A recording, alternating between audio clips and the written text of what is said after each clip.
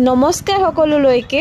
পুৱাই পুৱাই আহিলোঁ দললে বুলি ইংৰাজী নৱবৰ্ষৰ প্ৰথমটো সোমবাৰ আজি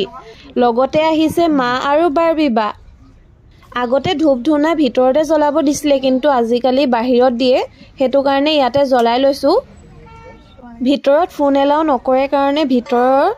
পূজা পাতলখিনি দেখাব নোৱাৰিম মই আপোনালোকক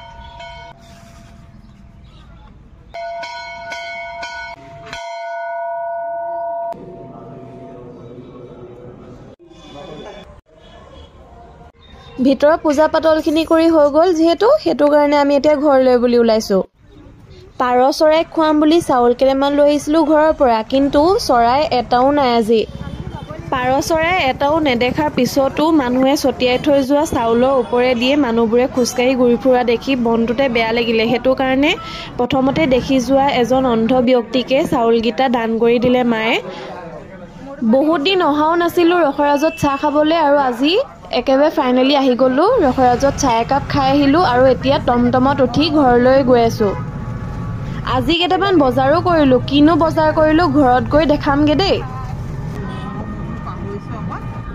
ঘৰত দেখাম বুলি যে কৈছিলোঁ কিনো বজাৰ কৰিলোঁ এয়া লফা শাক আনিলোঁ ভোট জলকীয়া ধনিয়া আৰু কণ বিলাহী কেইটামান